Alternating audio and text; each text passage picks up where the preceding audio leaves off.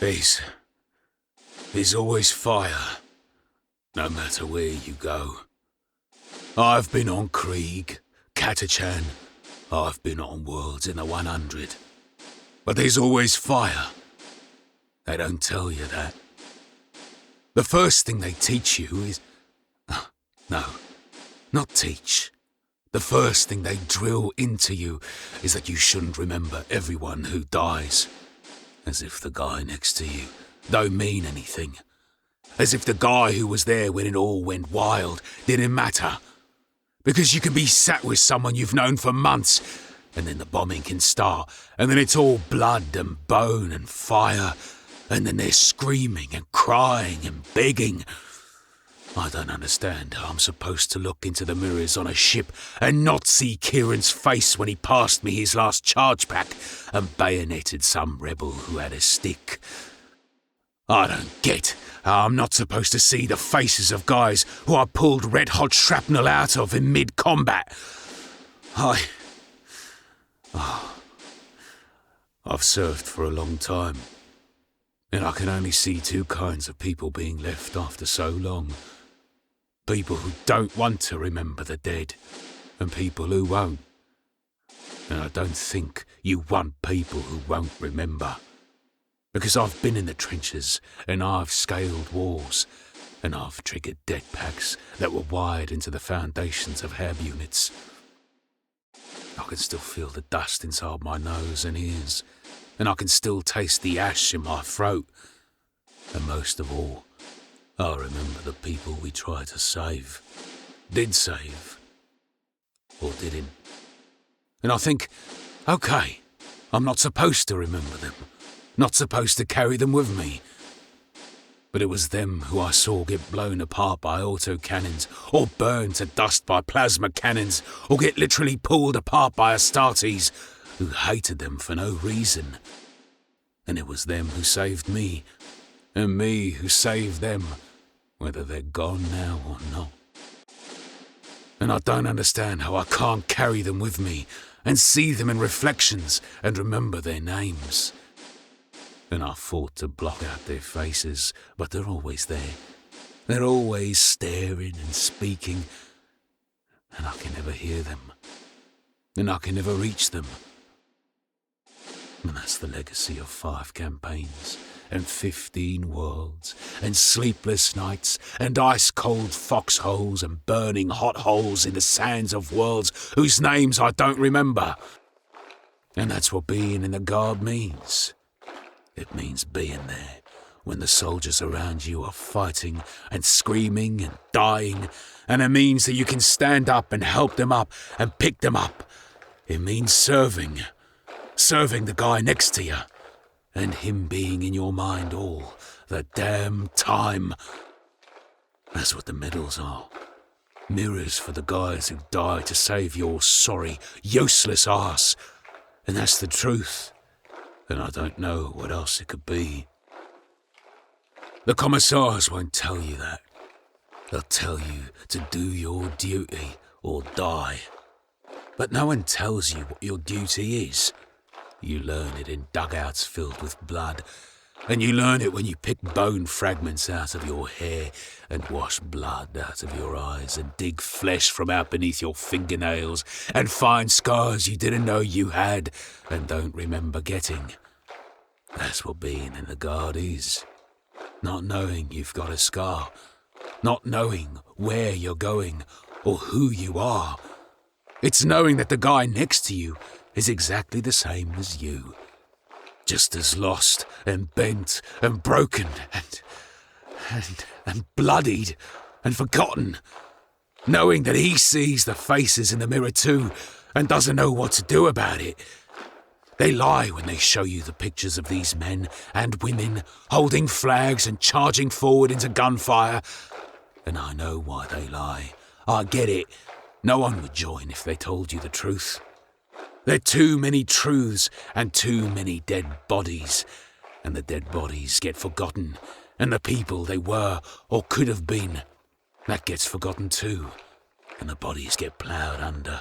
And from the bones they build towns and cities and worlds. But the worlds won't be named after who the bones once were.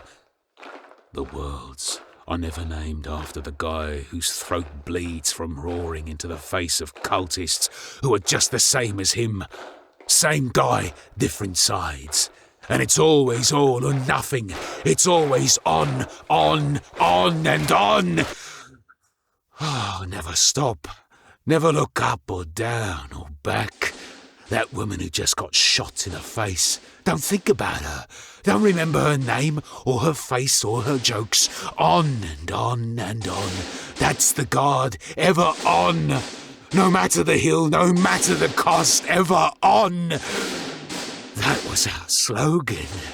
Ever on.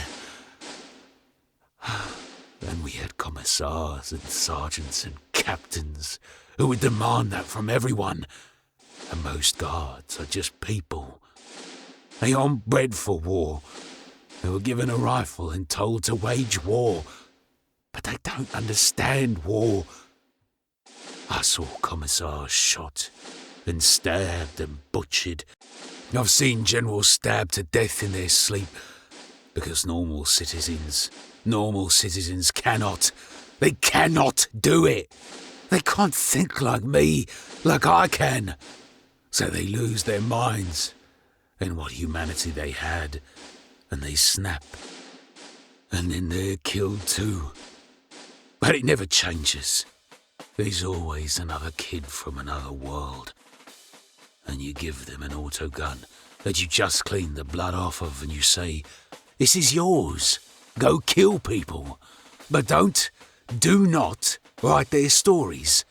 Just kill them." And 50% can't do it. And they wouldn't want to be the person who can. They wouldn't want to be like me, you know? Broken and bloodied and twisted and able to see it all. Because they hate themselves. And maybe I hate myself too, you know? And maybe I think I should have been auto-cannoned or plasmaed or just ripped apart by an emperor's child. And maybe that's what it is. You can't talk, so I'm telling you everything that would get me killed. Because my history, that dust in my fucking throat, that's still there. I can taste it. And I wake up screaming and sweating. And I scream into my pillow. And then I get dressed and tell new recruits that they're heroes. And that all of them will be remembered. Which is grok shit. They won't be. But you know that, don't you? I do. Maybe you're the voice I can't hear. And maybe you're the woman who got shot in the face. And maybe you're every soul in that hab unit I fucking leveled. And maybe you're the soul that was bound to the bones that were the foundation of so many worlds. And maybe you're gonna kill me for being a traitor or a coward or whatever else I'm going to be called. Is that why I was the last person on that world? Is that why? You just saved me to kill me. You're gonna set me on fire like your armor, and as I burn, I'll hear the voices of the people I knew, and I'll undo all the death I caused and all the pain, and then when I'm on fire, I'll finally be free from my head, and I'll be fine, and I'll burn, and I'll be gone, and I'll be dust, and I'll ride the space between space. I'll travel past worlds where people are happy and healthy. They're free. I'll see parents who don't have to throw their kids into the meat grinder of total war. And I'll be happy and everything will be quiet. Maybe. Or maybe you're just gonna crush my head and I'll be gone and everything will be black and I'll be free that way. Is that it? You killed all those mutants and cultists, and you melted 15 Chaos Titans just so you could execute me. Are you the guy who'd kill me? No. I'd be dead by now. I saw you all appear out of the smoke, out of the shadows that couldn't possibly hide you. and I saw you, pull the face of that demon prince with your fingers, and I watched him scream. Really, really scream. And then I saw your soldiers pull him apart and banish him. And then I watched you blow up that whole continent in a second, and I felt the flames from 5,600 miles away. But I can't leave, can I? I've seen too much. Well, you won't kill me, because I wouldn't kill me. You ported me onto this ship, then you killed the planet. So you wanted something from me, but you won't talk. How can I tell what it is? Because if you're just going to sit there and stare and judge, you may as well fire me out of an airlock. I get why you don't talk. I understand. If you are what I think you are, you can't speak, in case you cry out in pain. You're the Legion, right? I met a captain once who knew an Inquisitor, and the Inquisitor told him about the Legion of the Damned. That's you. That's you, right? You're the damned. No, you're not damned. Damned souls don't save people like me. They damn them too. You don't speak because you know too much. You knew where the Chaos Lord would stand to give his speech, and you knew when he'd lean back to laugh, and you knew if you shot him in the mouth, he'd explode and kill, 400 cultists and 7 Astartes? And it was you that took Keeble when she ran from that town, and she just walked into the darkness after throwing away her gun. And it was you who crushed those Lehman Russ tanks. I saw your dreadnoughts. That's right. I saw them venting smoke and fire as the souls inside reached out burning hands and pulled those traitor Raven Guard into whatever oblivion you came from. And I watched as one of your titans broke reality and pulled, 40 Valkyries out of the air? So you brought me here because you know me. I'm dead. That's it. I died and you pulled me back. That's it, right? My duty never ends. Even in death I still serve. Honoured are the dead. Our watch never ceases. Blah, blah, blah. I'm dead. And you've decided that no, I'm not allowed to stop, that I have to carry on, and you're going to drag me along until I snap, and then I won't be able to serve. Because it's true. I see it in your eyes, not the flames. I see the vengeance. You know their names, don't you? And I'm here because I know their names too. But I need you to speak to me. Even if it's only once.